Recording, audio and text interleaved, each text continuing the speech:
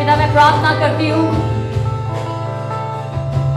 हर तरीके का डाउट, शंका, दो मन, कई बातों में दो मन, यीशु मसीह के नाम से हर तरीके का डाउट जाता रहे। पिता मेरी प्रार्थना है आपके लोग फोकस होकर अपनी लाइफ में चलने पाए। हर तरीके की डिस्ट्रैक्शन, जो चीजें इनको इधर उधर लेकर जाती हैं, मनों में बेचैनी लेकर आती है, हर एक सोच जो उतावली लेकर आती है, एंजाइटी लेकर आती है, निराशा, यीशु मसीह के नाम से वो सब खत्म हो जाए। आज ही प्रभु जी आपकी वेदी में ये सब कुछ खत्म हो जाए। प्रभु मेरी प्रार्थना है, परमेश्वर खासकर मैं भाइयों के लिए प्रार्थना करती हूँ, निराशा जाती रहे।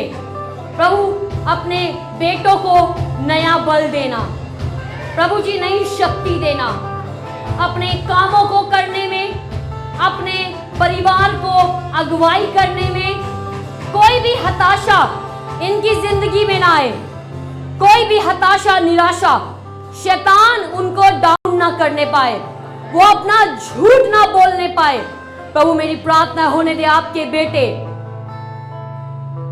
परमेश्वर अपने आत्मिक जीवन में आगे बढ़े, महिमा से महिमा की ओर, और यही आपका वायदा है। प्रभु मेरी प्रार्थना है यीशु मसीह के नाम से इनके कामों में बरकत देना, प्रभु जी नए काम देना। जिन लोगों के पास जॉब नहीं है उनके लिए इसी हफ्ते में रास्ते खुल जाएं यीशु मसीह के नाम से। प्रभु मेरी प्रार्थना है परमेश्वर, प्रभु जिनके घरों में आपकी शांति और बहुतायत ये देखने पाए। पिता मैं धन्यवाद करती हूँ, सब बातों में आप स्तुति और आराधना के योग्य हैं। आप काम कर रहे हैं, आपका वचन काम कर रहा है। आपका वचन कहता है चाहे घास सूख जाए या फूल मुरझा जाए, लेकिन परमेश्वर का वचन अटल बना रहेगा। प्रभु उसी वचन के ऊपर हमारी जिंदगियां हैं, और होने दे आज आपका वचन इनकी जिंदगियों में गहराई से काम करे, यीशु मसीह के नाम में आमीन आमीन। प्रभु के लिए हम जोरदार ताली बजाएंगे। आमीन। आप सब अपनी जगहों पर बैठ सकते हैं। कुछ वचनों को आज मैं आपके साथ बांटूंगी, और मैं विश्वास करती हूँ ये वचन आपकी ज़िंदगी में काम करेगा, क्योंकि वचन जिंदा है। और जब हम इसको भूख से लेते हैं अपने दिलों में, क्योंकि जब हम प्रभु के लोग हैं, हम वचन कहाँ लिखते हैं? वचन हमारे दिल की पट्टियों पे लिख जाता है। हालेलुया। हम दिल में परमेश्वर के वचन को संभाल के रखते हैं ताकि हम उससे अगुवाई पा सकें, हम उसके मुताबिक चल सकें। परमेश्वर का वचन हमें आत्मिक सिद्धांतों के बारे में बताता है, और जब हम प्रभु के वचनों में पढ़ते हैं, ये वचन हमें बताता है हमें कैसे चलना है, हमें कैसे अपनी ज़िंदगी में आगे बढ़ना है। हम लोगों की ज़िंदगियों से उदाहरण देखते हैं कि जब उन्होंने सही निर्णय लिए, उन्होंने अपनी ज़िंदगी में परमेश्वर के हाथ को काम करते हुए देखा। क्योंकि गलत अगर फैसला ले लें, प्रभु अपने अनुग्रह में उस गलत फैसले को सही कर देते हैं, क्योंकि वो हमसे बहुत प्यार करते हैं। लेकिन फिर भी हमने गलत फैसला क्यों लेना, जब परमेश्वर ने हमें बुद्धि और समझ का आत्मा दिया है और अपना लिखित वचन दिया है। आमीन। मैं आज आपके साथ एक व्यक्ति के बारे में बांटना चाहूँगी, और उस व्यक्ति का नाम था उजिया। क्या नाम था उसका? उजिया। ये यहूदा का राजा था, और करीब 52 साल 52 ईयर्स इसने राज किया, और ये एक बहुत समझदार राजा था, परमेश्वर की राहों में ये चला, और ये यहूदा का 10वां राजा था। लेकिन आज हम इसकी ज़िंदगी में से कुछ देखेंगे, और हम यशायाह की ज़िंदगी में से भी कुछ देखेंगे। सो यशायाह प्रभु परमेश्वर के वचनों में हम देखते हैं वो प्रभु का एक भविष्यवक्ता था, जिसने अपने बातों में, अपने जो उसने लिखा प्रभु के आत्मा की अगुवाई से, प्रभु यीशु मसीह के जन्म, उनके दुख उठाए जाने के बारे में, उनकी मृत्यु के बारे में, उनके पुनरुत्थान यानी कि मुर्दों में से जी उठने के बारे में लिखा, और भी कई घटनाएं जो इज़राइल में हुई। इज़राइल देश का नाम आपने सुना ही होगा, आजकल बहुत खबरों में है, बहुत युद्ध चल रहा है, वो एक वॉर जोन है। और बाइबल में भी इसी देश के बारे में जिक्र है और इस देश के बारे में परमेश्वर ने लिखा है, क्योंकि परमेश्वर ने अब्राहम से वायदा किया था और ये अब्राहम की ही कौम है परमेश्वर की कौम, लेकिन अब्राहम से ये आई और अब्राहम के ये वंशज हैं। और आज हम देखते हैं कैसे युद्ध लग रखा है और ये भी वचन के मुताबिक है जो कुछ हो रहा है।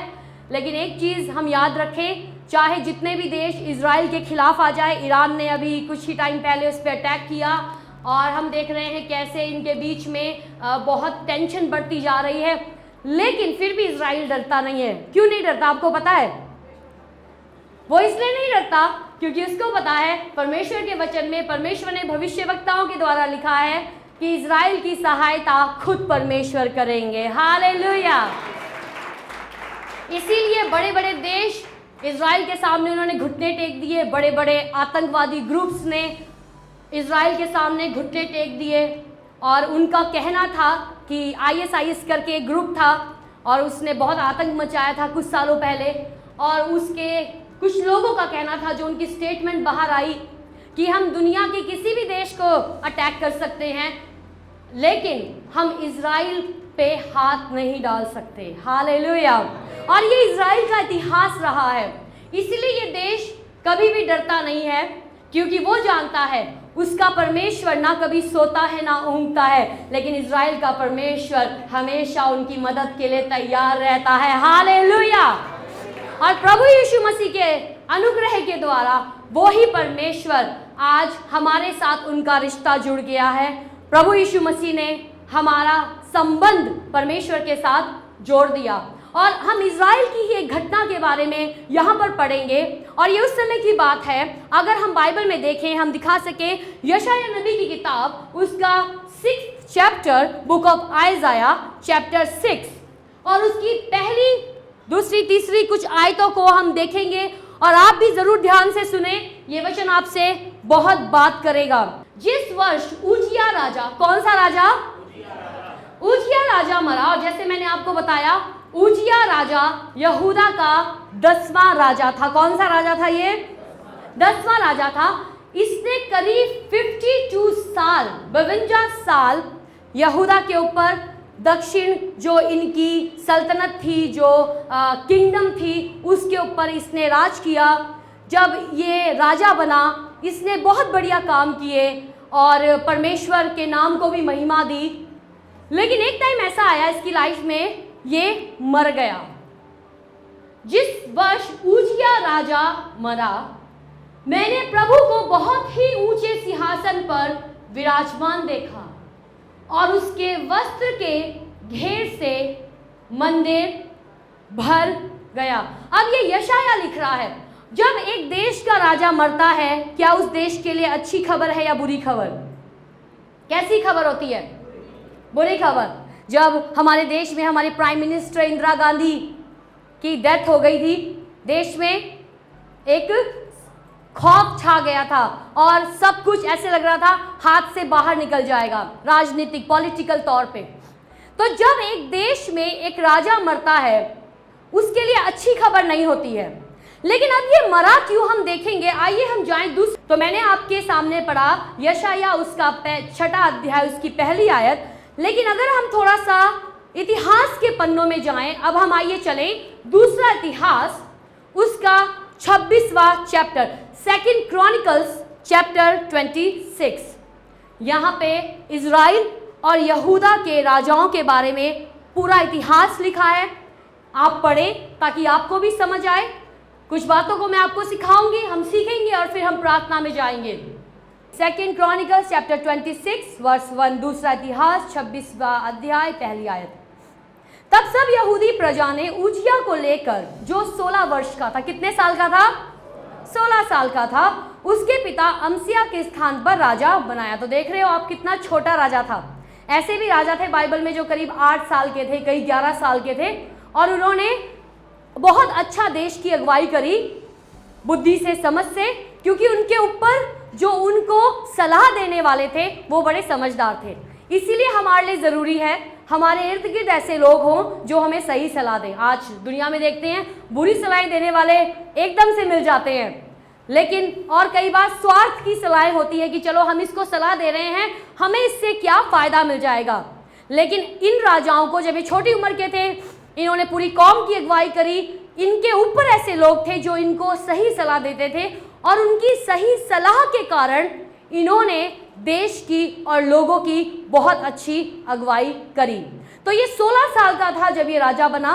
दूसरी आयत, जब राजा अमस्या अपने पुरखाओं के संग सो गया, तब उजिया ने एतोल नगर को दृढ़ करके यहूदा में फिर मिला लिया। जब उजिया राजा राज्य करने लगा तब वह 16 वर्ष का था और यरूशलेम में 52 वर्ष तक राज्य करता रहा। उसकी माता का नाम यकीलिया था जो यरूशलेम की थी। उसके जैसे उसका पिता अमस्या किया करता था, वैसा ही उसने भी किया जो यहोवा की दृष्टि में ठीक था। सो ये अपनी लाइफ के जब बिगिनिंग स्टेज में था, जब इसने राज्य संभाला और राज्य करना शुरू किया, ये परमेश्वर की नज़रों में सही काम करता था। सब कहीं सही काम करता था। किसकी नज़रों में सही काम कर रहा है? परमेश्वर की नज़रों में। क्योंकि जो कुछ भी हम करते हैं, याद रखें, परमेश्वर उन चीज़ों को, उन हमारी ज़िंदगी की बातों को, हमारी अकेले में की हुई बातों को सुनते हैं, हमारी चीज़ों को वो देखते हैं। जो कुछ भी हम करते हैं, परमेश्वर से कुछ भी छिपा नहीं रहता। यहाँ तक कि अपने बेड पर लेटे हम जो सोचते हैं, किसी से नहीं कहा, पत्नी को नहीं पता, पति को नहीं पता, माँ बाप को नहीं पता, लेकिन हम अपने बेड पर बैठे क्या ख्याली पुलाव बना रहे हैं, हमारी सोच कहाँ जा रही है, परमेश्वर उस बात को भी दूर से ही भांप लेते हैं। सो हम किसके बारे में आज पढ़ रहे हैं? उजिया राजा। किसके बारे में? उजिया राजा। अब उसने जो कुछ किया, अपने पिता के बताए हुए मार्ग पर चला। उसने अपने पिता की जैसे ही जो कुछ किया, परमेश्वर की नज़रों में ठीक किया। एक चीज़ याद रखना, जब आप प्रभु के साथ चलते हैं ना, और जब आपका दिल प्रभु की चीज़ों में लगा है, आप वो कर रहे हैं जो परमेश्वर को भाता है, एक चीज़ याद रखना, अंत में आप ही जय पाओगे। आमीन। अंत में आपका ही नाम ऊंचा होगा। हो सकता है इर्द गिर्द से आपको लोग गिराने की कोशिश कर रहे हो, दबाने की कोशिश कर रहे हो, आपको लगता है आपके ऊपर बहुत दबाव आ चुका है, मेंटल प्रेशर है, शारीरिक तौर पे प्रेशर है, लेकिन एक चीज़ याद रखना, जब आप प्रभु में बने रहते हो, प्रभु में बने रहने का मतलब क्या है? क्या पूरे दिन प्रार्थना करते रहना? अगर हम पूरे दिन प्रार्थना करते रहेंगे तो घर में काम कौन करेगा? अगर पत्नी पूरे दिन प्रार्थना करती रहे, अगर पति पूरे दिन प्रार्थना करता रहेगा तो ड्यूटी में कैसे जाएंगे? काम नहीं करेंगे तो घर के लिए कमाएंगे कैसे? कई बार मैं ऐसी बहनों से मिलती हूँ जो कहती हैं हम बहुत प्रार्थना करती हैं, रात रात भर प्रार्थना करती हैं, लेकिन दूसरी तरफ पति कंप्लेन करते हैं, प्रार्थना तो करती है, घर के काम छोड़ देती है। तो हम ऐसे ना बने, हम समझदार बने कि हम अपने कामों को भी करें और जो प्रभु का है वो प्रभु को टाइम दें, जो अपने परिवार का टाइम है परिवार को दें, जो बच्चों का टाइम है बच्चों को दें, जो हमारी जिम्मेवारियां हैं वो हम जिम्मेवारियों को टाइम दें। हनोक के बारे में हम पढ़ते हैं बाइबल में, उत्पत्ति की किताब में। हनोक जब 65 साल का था, कितने साल का?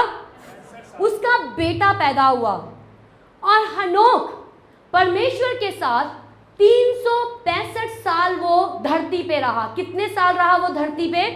उस समय लोगों की उम्र बहुत थी, 900 800 साल। ये तो गुनाह के कारण इंसान की उम्र छोटी हो गई है, लेकिन फिर भी आज ऐसे दुनिया के देश हैं जिसमें 120 130 साल के लोग भी रहते हैं। उनकी डाइट, उनका डेली रूटीन जो है वो बड़ी अच्छी है, इस कारण वो लंबा जी जाते हैं।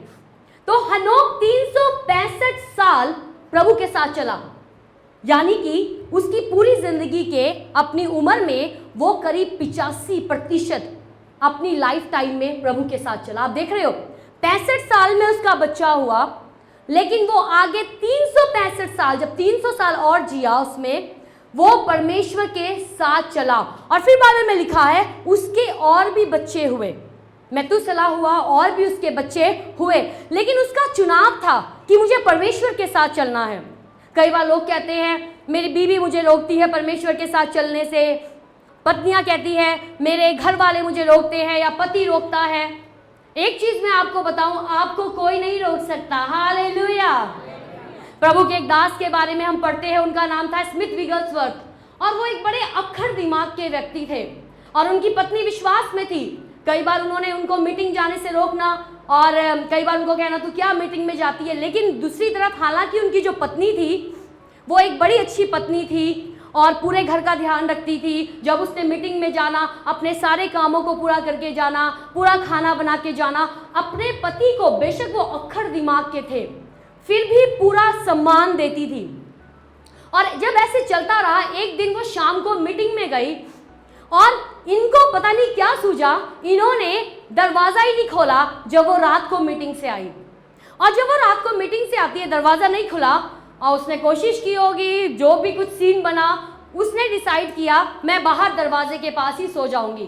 तो वो पूरी रात उसने दरवाजे के पास बैठ के बिताई। सुबह जब स्मिथ विगल्सवर्थ उठे, उन्होंने दरवाज़ा खोला तो उनकी पत्नी क्योंकि दरवाजे के साथ बिल्कुल ठेस लगा के बैठी हुई थी, दरवाज़ा खुलते ही वो एकदम से हड़बड़ा के उठी और उसने ये नहीं कहा कि तुम्हारी हिम्मत कैसे हुई मुझे रात को बाहर बैठा दिया, तुम होते कौन हो, तुम्हारी मजाल कैसे है, तुम ऐसा मेरे साथ कैसे कर सकते हो। उसने कोई भी ये शब्द नहीं बोला, लेकिन उसने क्या बोला, उसने उठते ही कहा स्मिथ आप क्या लोगे, चाय या कॉफी। हालेलुया। उसने क्या बोला, उसने कहा स्मिथ आप क्या लोगे, चाय लोगे या कॉफी लोगे। जब स्मिथ विगल्सवर्थ ने ये रवैया देखा अपनी पत्नी का, उसने कहा सच में इसका परमेश्वर ही सच्चा परमेश्वर है। हालेलुया। क्योंकि सच्चा परमेश्वर ही हमें ये काबिलियत दे सकता है। वो चाहती गुस्सा कर सकती थी, वो चाहती अपनी मनमानी कर सकती थी। कई बार पति पत्नी गुस्सा हो जाते हैं और मैंने यहाँ तक देखा है पत्नियाँ गुस्सा होती हैं और कई बार पतियों को कंट्रोल करती हैं अपने गुस्से से, और पति उनको मनाते रहेंगे नाराज मत हो स्वीट हार्ट, नाराज मत हो हनी, ये मत हो वो मत हो। और जिस दिन पत्नी नाराज है, कोई खाना नहीं बना है, ये कंट्रोलिंग स्पिरिट है। हम इसमें सावधान रहे। और जकरिया के दिनों में जो परमेश्वर के दर्शन के विषय में समझ रखता था वह परमेश्वर की खोज में लगा रहता था, और जब तक वह यहोवा की खोज में लगा रहा तब तक परमेश्वर ने उसको ब्लेसिंग दी है। हिंदी में लिखा है भाग्यवान, लेकिन इंग्लिश में लिखा है, ध्यान से सुनना, He set himself to seek God in the days of Zechariah। यानी कि जो ये राजा था उजिया, जकरिया के दिनों में इसने परमेश्वर को खोजना शुरू किया। अब मैं वही बता रही हूँ, जकरिया इसको गाइडेंस देता था और जब तक वो उस जगह में था सही उसको अगुवाई मिलती रही, उसकी जिंदगी ट्रैक पे चलती रही और वो परमेश्वर को ढूंढता रहा उनकी समझ के लिए, उनकी अगुवाई के लिए। He set himself to seek God in the days of Zechariah, who instructed him in the fear of God।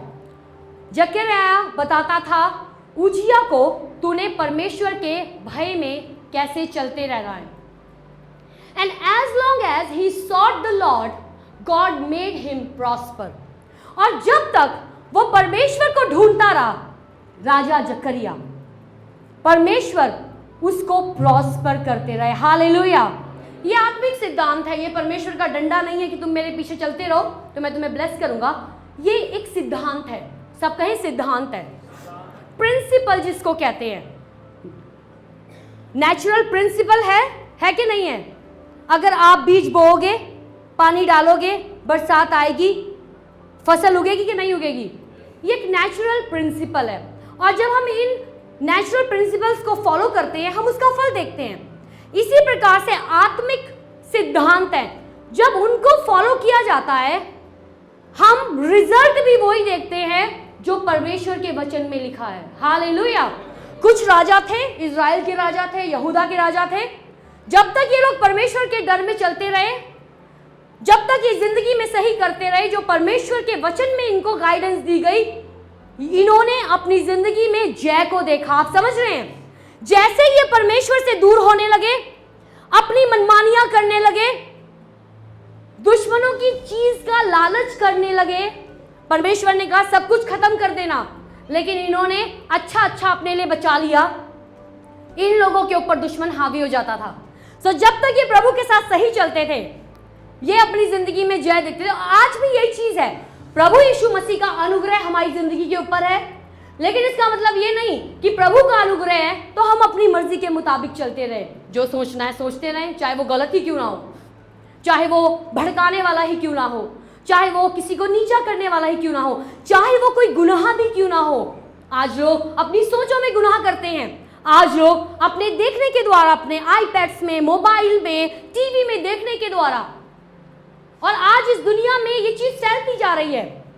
लेकिन प्रभु ने हमें अपना आत्मा दिया है ताकि हम आत्मा की अगुवाई में चलते हुए शरीर की अभिलाषाओं के ऊपर जीत पा ले। आमीन, हालेलुया।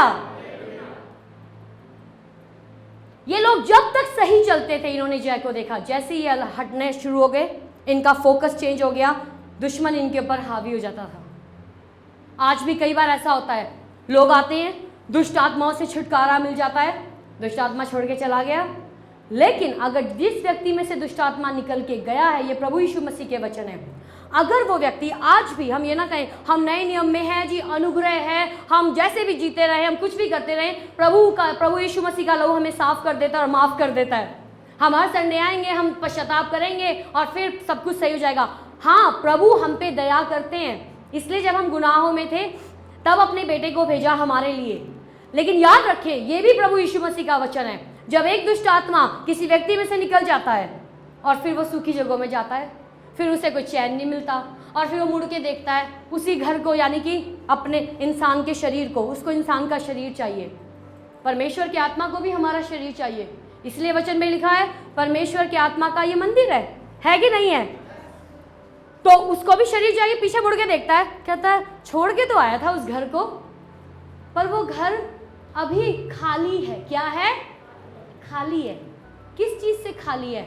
अरे दुष्ट आत्मा जब छोड़ के चला गया, जब छुटकारा हो गया, ये अब हमारी जिम्मेवारी है, ये आपकी जिम्मेवारी है अपने उस खालीपन को, जो जगह वो छोड़कर निकला है, वो खालीपन जो आ गया है, उसको परमेश्वर के वचन से हम भर ले। आमीन। लेकिन अगर खाली है, वो देखेगा अरे इसके अंदर तो कुछ भी नहीं है, साफ सफाई तो हो गई है इसकी, लेकिन ये तो खाली है, इसके अंदर कुछ भी दिखाई नहीं दे रहा है, परमेश्वर का वचन दिखाई नहीं दे रहा है। अब मैं जाऊंगा और साथ और अपने से ताकतवर दुष्ट आत्माओं को बुलाता है, तू भी आजा, तू भी आजा, तू भी आजा, तू भी आजा, और फिर उस व्यक्ति के ऊपर प्रबल होता है। और प्रभु यीशु मसीह ने कहा अब उस व्यक्ति की दशा पहले से और बुरी हो जाती है। तो जब आप वचन सुनते हो, ये आपकी जिम्मेवारी है, आपकी बढ़ोतरी आपके हाथ में है, मेरी बढ़ोतरी मेरे हाथ में है, लेकिन बढ़ना आपके हाथ में है। बढ़ने के लिए कुछ चीजें, पहले तो बढ़ने के लिए हमें पूरी तरीके से अपने आप को प्रभु के हाथों में देना है, फिर अपनी सोच को परमेश्वर के वचन के मुताबिक बदलने के लिए पवित्र आत्मा दिया गया है। आमीन। उस पर मनन करना है, जो प्रभु का वचन कहना है, प्रभु मेरा पुराना स्वभाव आप खत्म हो चुका है, लेकिन कई बार जागने की कोशिश करता है, पुरानी बातें, पुराना उठना बैठना, पुरानी सोच। लेकिन जब हम परमेश्वर की आत्मा की अगुवाई में चलते हैं, इन चीजों के ऊपर हम विजय पाते हैं। आमीन। आगे बढ़ने के लिए पीछे की चीजों को छोड़ना पड़ता है। कहें आगे बढ़ने के लिए पीछे की चीजों को छोड़ना पड़ता है। आगे बढ़ने के लिए आत्मिक सिद्धांतों को अपनाना पड़ता है। सब कहें आगे बढ़ने के लिए आत्मिक सिद्धांतों को अपनाना पड़ता है। लूत को परमेश्वर के दूत ने कहा था कुछ भी हो जाए, जब मैं तुम्हें खींच के ले जाऊंगा ना सदोम और गोमोरा से, तुमने पीछे मुड़ के नहीं देखना। पीछे उनको इंस्ट्रक्शन दी कि नहीं दी, हिदायत दी कि नहीं दी, एक प्रिंसिपल उनके सामने, एक चीज रख दी, तूने ये नहीं करना। लूत ने तो मान लिया। लूत की पत्नी का नाम वहां मेंशन नहीं है, लूत की पत्नी ने नहीं माना। और जब उनको परमेश्वर का दूत हाथ पकड़ के बाहर निकाल रहा है, क्योंकि परमेश्वर उस शहर को नाश कर रहे थे, पीछे मुड़ के देखा, हाय मेरा घर, हाय मेरी जायदाद, हाय मेरे कपड़े, हाय मेरा गहना, हाय मेरा शहर। उस टाइम कार तो होती नहीं थी, मतलब जो उसकी बिलोंगिंग्स थी, जो उनकी चीजें थी, दुनिया के ऊपर उसका मन था, हाय सब कुछ चला गया। वहीं पे नमक का खंबा बन गई। क्या कहने का मतलब है? जब हम प्रभु के साथ चलते हैं, अगर अभी भी हम पुरानी चीज़ों में अपने आप को फंसा के रखेंगे ना, ये हमारे ऊपर है। शैतान तो चाहता ही है उसके लिए छोटा सा दरवाज़ा खोल दे, चाहे वो सोच में हो, चाहे वो कोई वीडियो देखकर हो, चाहे वो किसी की गलत बातें सुनकर हो। उसको सिर्फ एक छोटा सा दरार चाहिए। वो कहेगा दरार ही काफ़ी है, मैं यहीं से ही दरवाज़ा बना के अंदर चले जाना है। पति पत्नी के बीच में सिर्फ हल्की सी दरार ही लाता है वो दरार। लेकिन बाइबल में लिखा है एक व्यक्ति जो अपने ऊपर कंट्रोल नहीं करता है, तो ऐसा है रगड़े झगड़े का पड़ना जैसे एक छोटी सी दरार पड़ी है बांध में, डैम में। और बांध की दरार दीवार की दरार जैसी नहीं होती। एक बार दरार पड़ गई ना, हाई अलर्ट आ जाता है, क्योंकि कई शहर, कई कस्बे, कई गांव को वो लेके जाएगा। ऐसे ही है रगड़े झगड़े में। थोड़ा सा रगड़ा झगड़ा हुआ, चाहे किसी के भी बीच में, पति पत्नी के बीच में भी दरार आ गई है, कलीसिया में दो लोगों के बीच में दरार आ गई है। हम फैमिली है कि नहीं है? हम परिवार है ना? अगुवे के बीच में या किसी के बीच में दरार आ गई है। अब शैतान को तो वही दरार चाहिए, और अगर हमने समय रहते उन चीज़ों को नहीं सॉर्ट आउट किया, वो दरार टूटेगी और वो बांध का पानी पूरी स्पीड से आएगा और बहा के लेके जाएगा। आप समझ रहे हो? आत्मिक सिद्धांत, सब कहें आत्मिक सिद्धांत, सब कहें आत्मिक सिद्धांत। जकरिया के दिनों में जो परमेश्वर के दर्शन के विषय में, तो जब तक ये जकरिया की गाइडेंस में था तब तक ये सही करता रहा। लेकिन अब हम आगे जाएंगे, जो एक और खूबसूरत वर्स है। अगर हम इसी में जाएं, अगर आप इसकी 6 आयत को पढ़ें, तब उसने जाकर फिलिस्तीनियों से युद्ध किया। अब ये उजिया के बारे में है। और गद, यरबे, अशदोद की शहरपनाह गिरा दी। उसने दुश्मनों को तहस नहस किया और अशदोद के आसपास और फिलिस्तीनियों के बीच में नगर बसाए। Next verse. लेकिन 12वीं आयत में हम पढ़ेंगे, पितरों के घराने के मुख्य पुरुष जो शूरवीर थे, उनकी पूरी गिनती 2600 थी और उनके अधिकार में। ओके, हम 16 वर्ष में जाएंगे। परंतु जब वह सामर्थी हो गया, सब कहें सामर्थी हो गया। अब एक जगह में आ गया जहां पर वो कुछ था। अब लोग उसकी सुनते थे, उसकी आवाज थी, उसके पास ताकत थी, उसके पास अधिकार था। अब वो जो कुछ कर सकता था, उसकी मर्जी थी। परंतु जब वह सामर्थी हो गया तब उसका मन फूल गया। सब कहें उसका मन फूल गया। और उसने बिगड़कर अपने परमेश्वर यहोवा का विश्वासघात किया। He was unfaithful to the Lord his God। और क्या किया उसने? अर्थात वह धूप की वेदी पर धूप जलाने को यहोवा के मंदिर में घुस गया। काम इसका नहीं था, काम याजकों का था, हारून के घराने के लोगों का था। इसने क्या किया? जो काम दूसरे का था, इसने कहा मैं करता हूं। इसके अंदर क्या शुरू हो गया? घमंड। सब कहीं घमंड। बाइबल में लिखा है विनाश से पहले घमंड आता है। बाइबल की वर्स है, सब कहें विनाश से पहले घमंड आता है। फिर कहें विनाश से पहले घमंड आता है। लूसीफर के अंदर क्या आया था जब उसे गिराया था? घमंड। गिरा दिया। आज भी वो वही करता है, सेम चीज लोगों के सामने फेंकता है, उनके अंदर ऐसी सोच लेकर आता है, तुम्हारे जैसा कोई नहीं है, यू आर द बेस्ट, सब तेरे से नीचे है। बाइबल में क्या लिखा है? दूसरे को अपने से बेहतर समझो। हालेलुया। अपने पड़ोसी को कहें आप मुझसे बेहतर हैं। कहें आप मुझसे बेहतर हैं। कई बार क्या होता है, इंसान सोचता है मैं ही बेहतर हूँ, जो मैं कहता हूँ बस वही सही है, जो मेरे तरीके वही सही है। इसको लगा इसका तरीका सही है, इसको लगा इसका बिहेव सही है, इसको लगा इसका एक्शन सही है। जो प्रीस्ट ने करना था खुद हाथ में लेकर वो काम करने लगा, क्योंकि घमंड आ गया। घमंड ऐसे ही है, जब घमंड आता है ना, आंखें अंधी हो जाती हैं, इंसान को पता नहीं चलता वो क्या बोल रहा है, क्या देख रहा है, क्या कर रहा है। और ये शैतान का तीर है। लूसीफर इसी के द्वारा गिराया गया और वो आज भी ये चीज इस्तेमाल करता है। इसीलिए हमें अपने दिलों को हमेशा जांचना है, ये हमारी जिम्मेवारी है। हम जांचे कहीं घमंड तो नहीं आ रहा। और घमंड कब पता चलता है? जब किसी ने हमें गलत काम के लिए कुछ समझा दिया, या हमें सही करने के लिए कुछ बोल दिया, अगर हम घमंडी हैं, अंदर लगेगा यार ये क्यों मुझे बोल दिया, ये कैसे मुझे बोल सकते हैं, मैं बिल्कुल ठीक हूं, I am all right, I am the best, और जो मैं करता हूं वो सब सही है। इसको भी लोगों ने करेक्ट करने की कोशिश करी। आगे जाएंगे, अब ये धूप खुद जला रहा है, पर अजर्या याजक, अब वो अजर्या जो याजक है उसके बाद भीतर गया और उसके संग यहोवा के 80 याजक भी जो वीर थे गए। नेक्स्ट वर्स, उन्होंने उजिया राजा का सामना करके उससे कहा, हे उजिया, यहोवा के लिए धूप जलाना तेरा काम नहीं है। करेक्ट किया कि नहीं किया? आपकी लाइफ में कई लोग होंगे जो आपको सही करते होंगे, कई बार बड़े हमें कुछ कहते हैं, और अगर हमारे अंदर वो नम्रता नहीं है रिसीव करने के लिए, हम गुस्सा हो जाएंगे, हम झुंझला जाएंगे, कैसे बोल दिया, मुंह लाल हो जाएगा, कुछ कह नहीं रहे हैं लेकिन अभी हो रहा है कि बस अभी हम फट जाएं, बोल दें, हमें मौका तो मिले इनको दिखाने का। ये एटीट्यूड सही एटीट्यूड नहीं है, ये प्रभु के लोग का एटीट्यूड नहीं है। जब कोई हमें सही कर रहा है, हमें नम्रता के साथ उस करेक्शन को लेना है। अगर हम नम्रता से ले लेंगे ना, आत्मिक सिद्धांत है, प्रभु आपको बढ़ा देगा। हालेलुया, ताली बजा सकते हैं।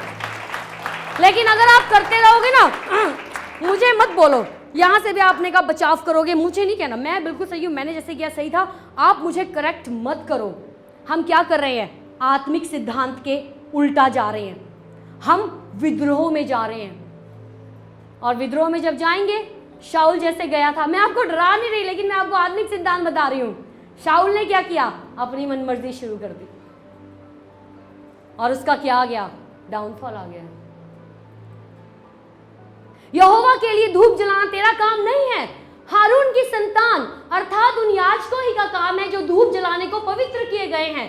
तू पवित्र स्थान से निकल जा, तूने विश्वासघात किया है। यहोवा परमेश्वर की ओर से ये तेरी महिमा का कारण ना होगा। नेक्स्ट वर्स, तब यूजिया धूप जलाने को धूपदान हाथ में लिए हुए झुंझला उठा। उसे गुस्सा आ रहा है कि बस यही धूपदान इसके सर में मारूं मैं, मेरे को सही करता है, तू कौन होता है? उसका बस नहीं चला, वरना उसे वही धूपदान हाथ में लेकर फेंक के मारना था जकरिया के सर के ऊपर कि तू कैसे मुझे सही कर सकता है। प्राइड आ गया, घमंड आ गया, और ये बहुत खतरनाक है। मैं आपको बता रही हूं, ये बहुत खतरनाक चीज है, और ये हमारे आत्मिक जिंदगी को रोक लगा देता है। हम रुक जाएंगे, हम बढ़ेंगे नहीं। लिखवा लो आप, हम बढ़ेंगे नहीं। हमेशा हम ऐसे रहेंगे जैसे कहते ना, कुछ चीज़ अटक गई है, बिल्कुल वैसे रह जाएंगे हम स्पिरिट में फ्लो नहीं कर पाएंगे। हाँ, स्पिरिट ऑफ गॉड को हम क्या कर देंगे? हम उनको शोकित कर देंगे, और फिर हम फ्लो नहीं कर रहे हैं। क्योंकि अगर स्पिरिट ऑफ गॉड, परमेश्वर का आत्मा ही शोकित हो गया है, अगर आप मुझे कहो, या फॉर एग्जाम्पल आप मुझे कुछ कहते हो आके, मैं आपको कुछ बताती हूँ, आप कहते हो नहीं जी ऐसा है वैसा है, एक्सक्यूज़ बनाना शुरू कर देते हैं। यार ठीक है, मैं आपको एक बार समझाऊंगी, एक बार एक्सक्यूज़ बन गया, दूसरी बार समझाऊंगी, दोबारा आके फिर एक्सक्यूज़ बना दिया। मेरी गलती थोड़ी ना थी, उसकी गलती थी, मैंने थोड़ा ना ऐसा किया, उसने मुझे करने के लिए ऐसा किया।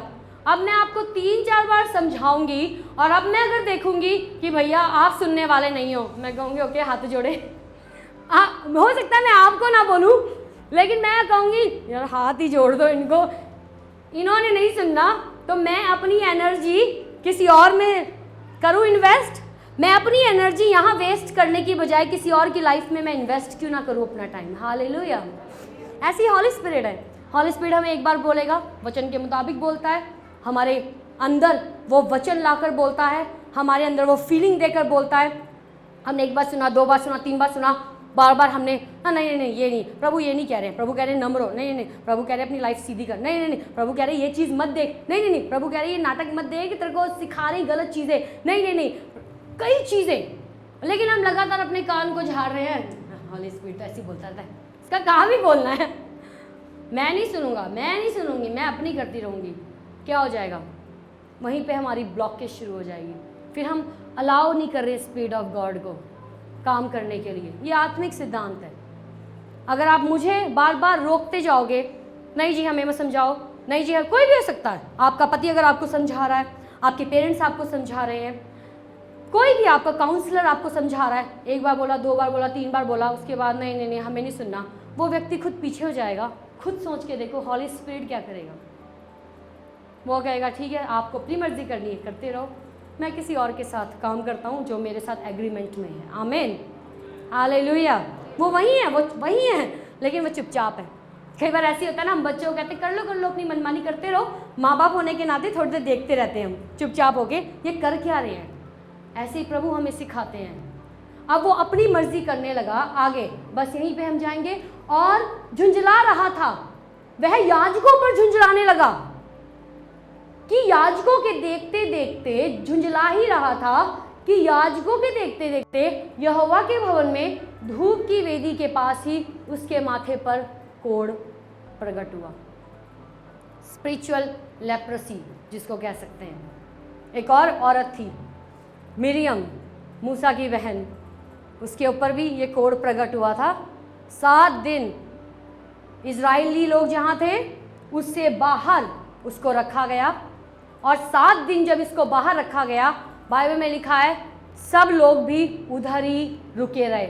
इजरायली लोग आगे नहीं बढ़े, क्योंकि एक औरत ने, जिसको कोढ़ आ गया, आत्मिक कोढ़ आज हम कहेंगे, उसके कारण सब लोगों को उसने पीछे पकड़ के बैठा लिया।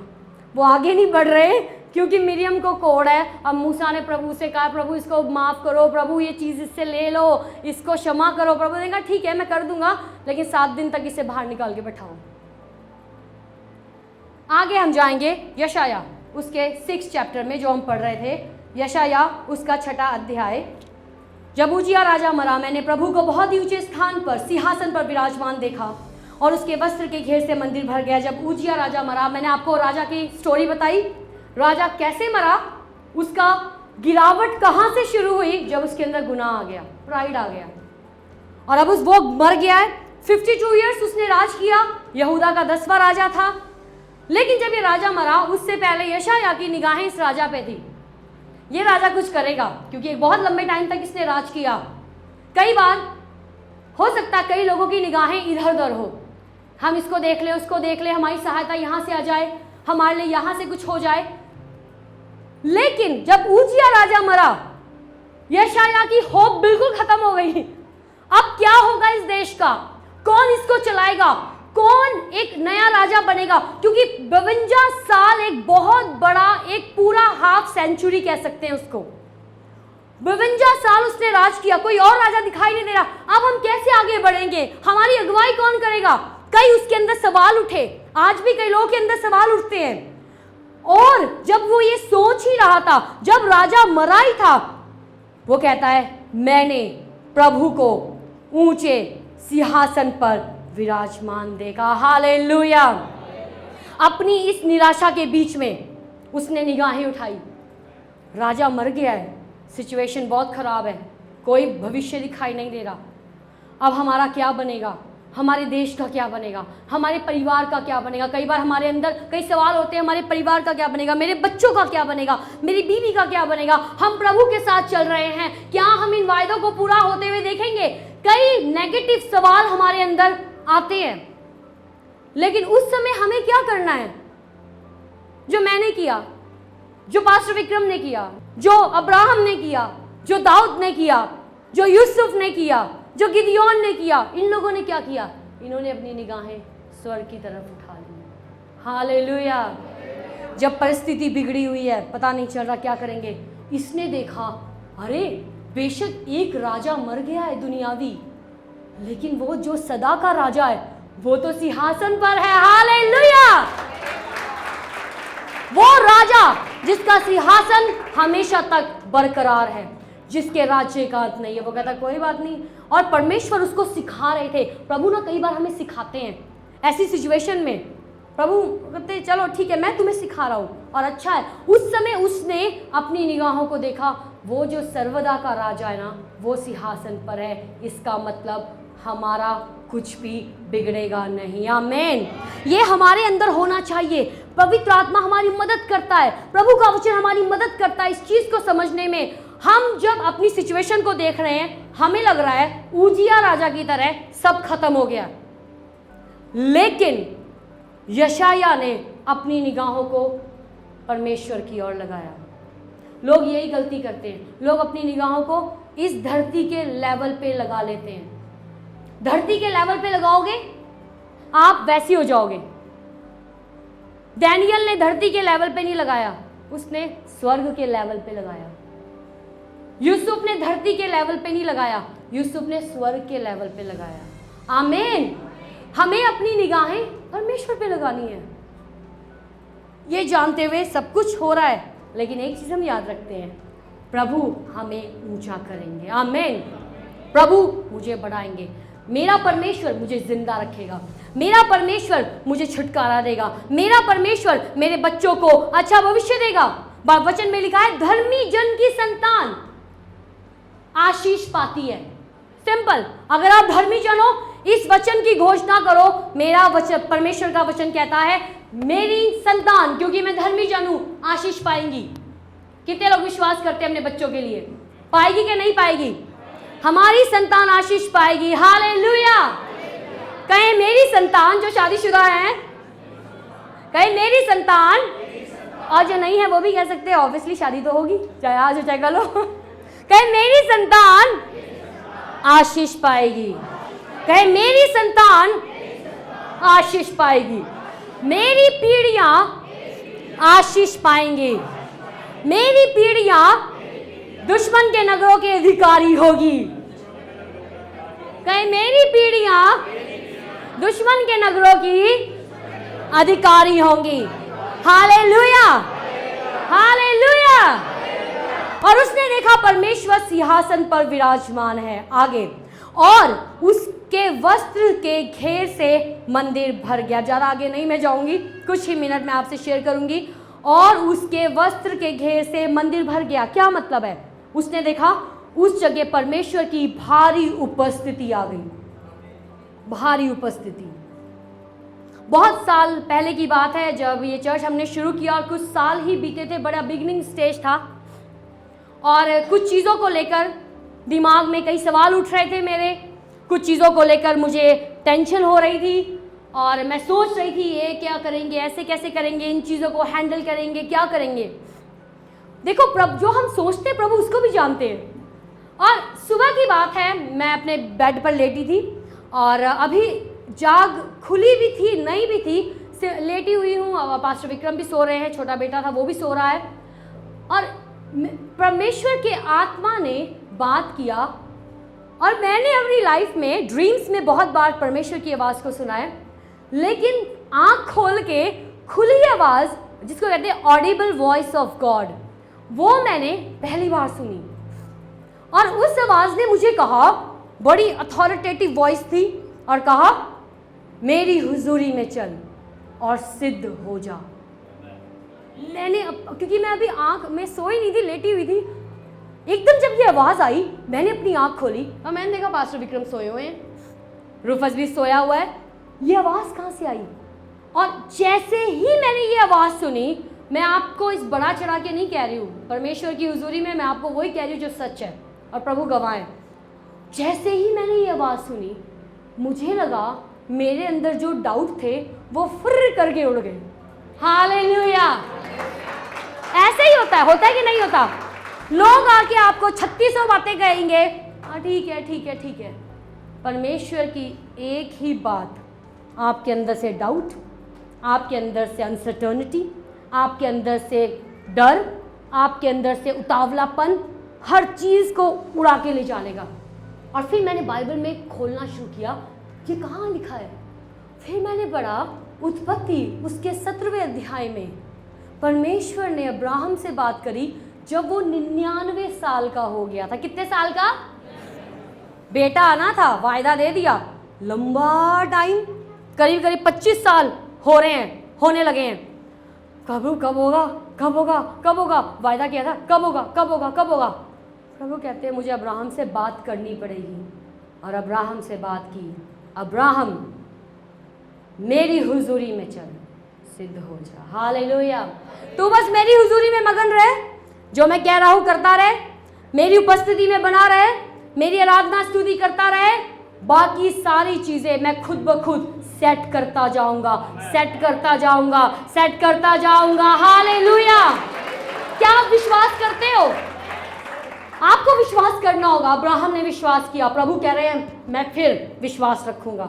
कोई बात नहीं, अगर साल बीत जाए मैं फिर विश्वास रखूंगा। लेकिन लंबा टाइम नहीं था। जब वो 100 साल का हुआ, बच्चा वायदे का पैदा हो गया। आमीन। क्या आप विश्वास करते हैं?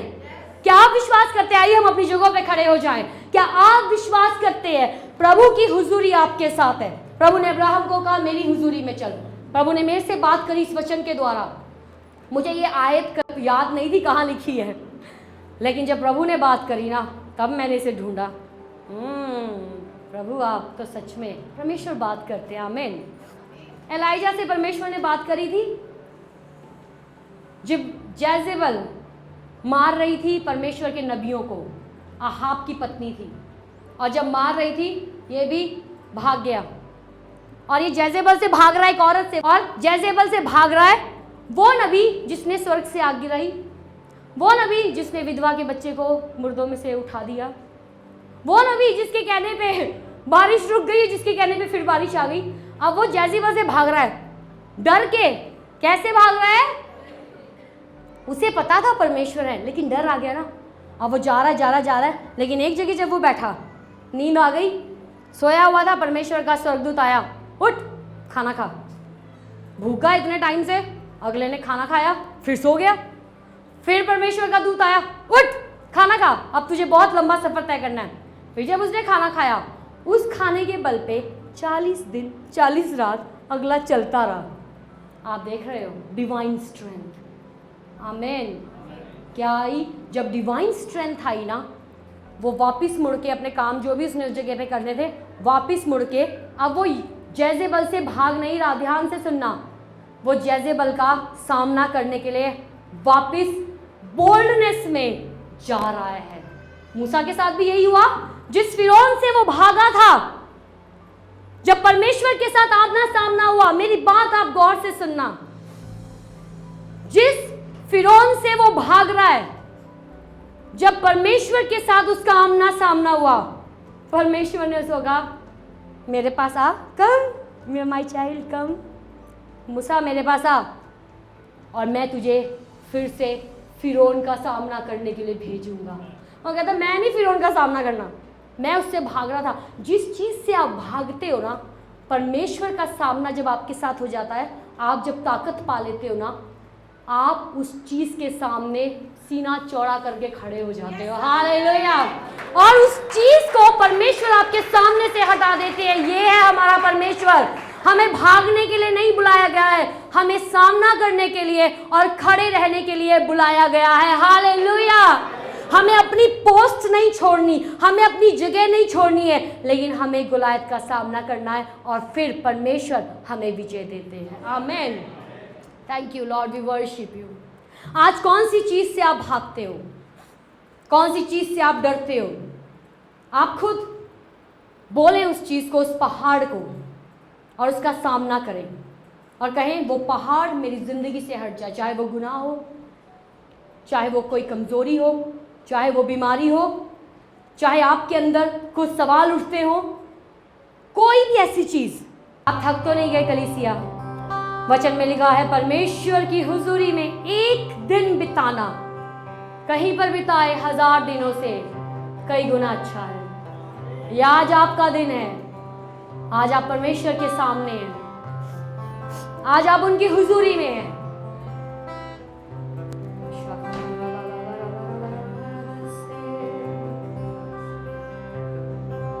आराधना आराधना तेरी आराधना यीशु मेरे तेरी आराधना आराधना तेरी आराधना यीशु मेरे तेरी आराधना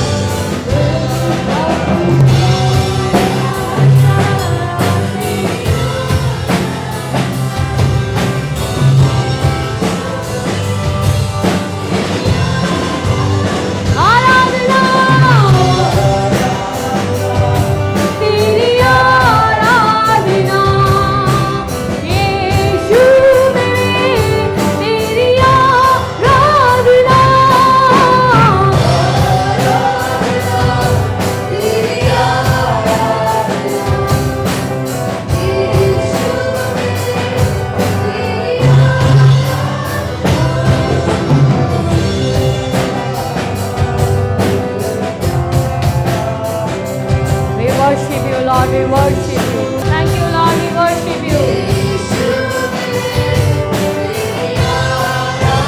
प्रभु आपके प्यार के सामने।